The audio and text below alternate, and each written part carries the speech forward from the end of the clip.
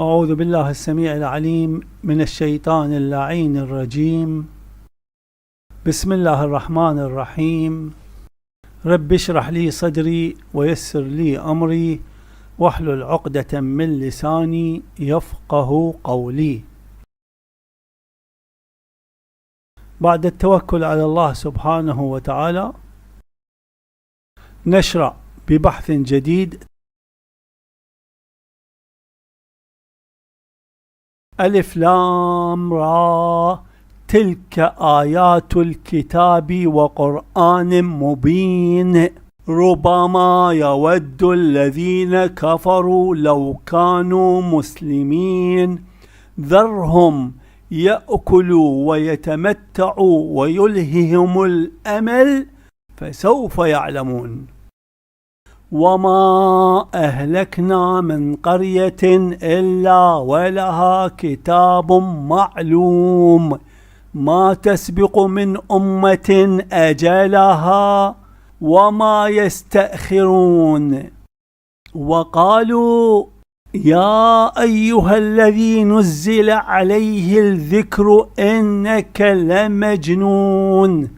يا أيها الذي نزل عليه الذكر إنك لمجنون لو ما تأتينا بالملائكة إن كنت من الصادقين.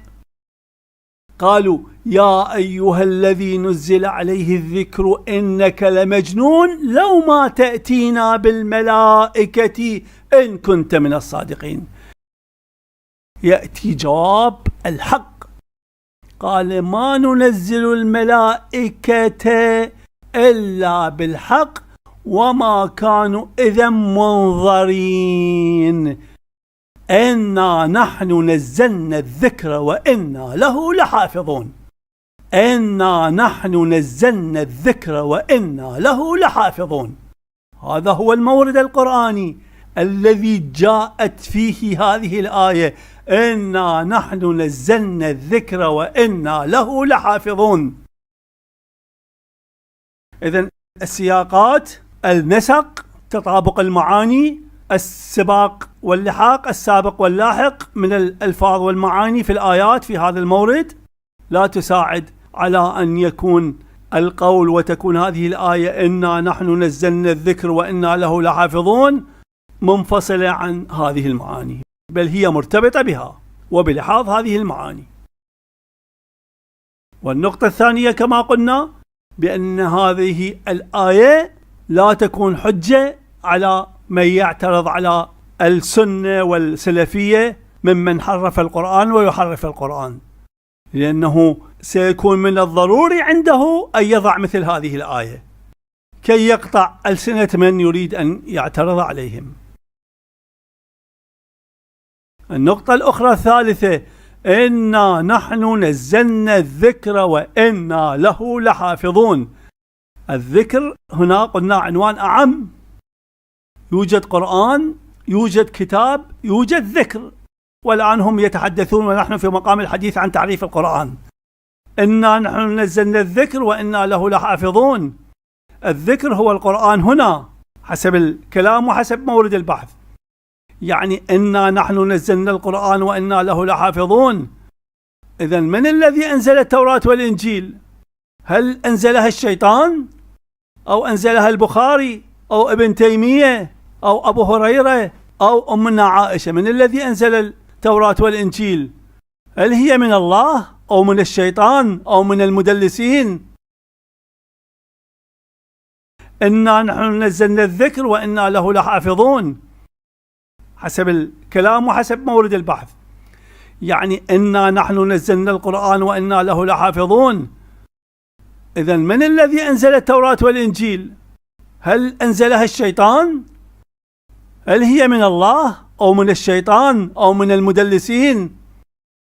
أيضا الله قد أنزلها، أيضا ينطبق عليها إنا نحن نزلنا الإنجيل وإنا له لحافظون. إنا نحن نزلنا التوراة وإنا لها لحافظون.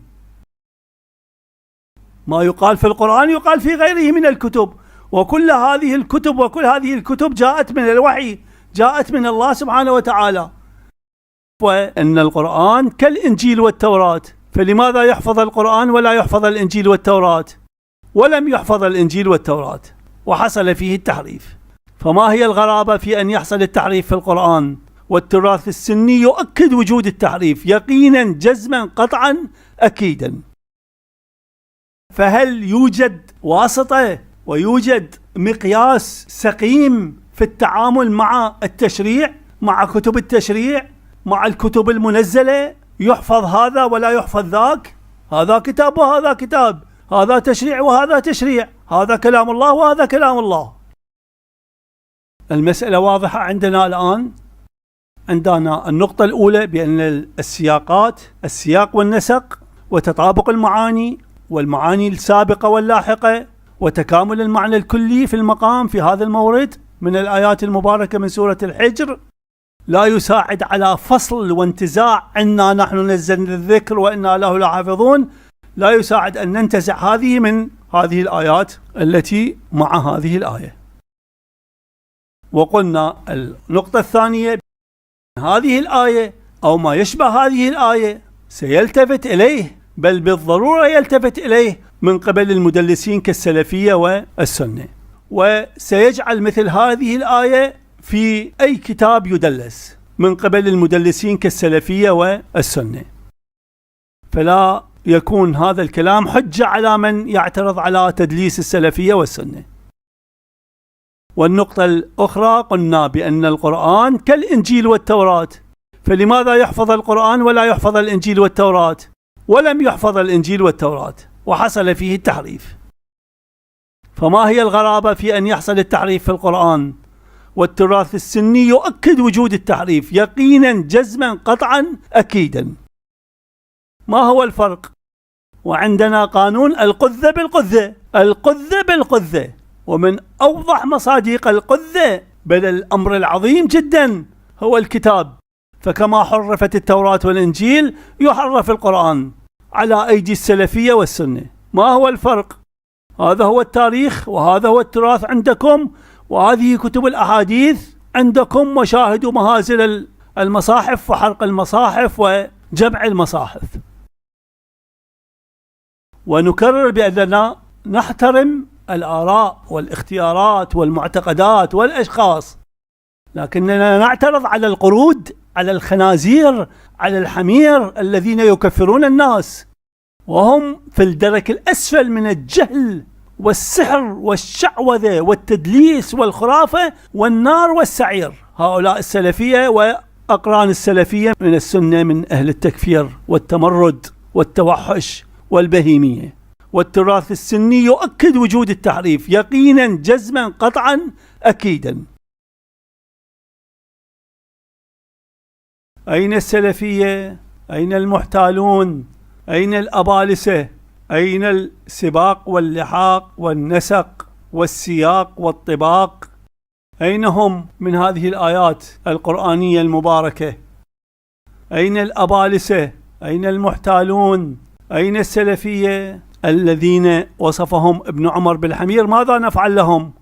يبحثون عن شيخ هنا من النطيحة والمتردية وعن شيخ هناك من النطيحة والمتردية، من الأغبياء، من الجهلة، من النواصب، من البغال، من الحمير، من الخنازير، من البهائم، كما وصفهم القرآن وكما وصفهم ابن عمر.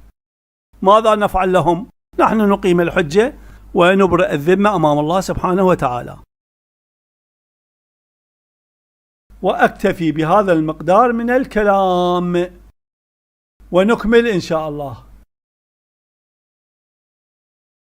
والحمد لله رب العالمين والعاقبة للمتقين، وصل اللهم على محمد وآله الطيبين الطاهرين. وأسألكم الدعاء وأسألكم الدعاء وأسألكم الدعاء.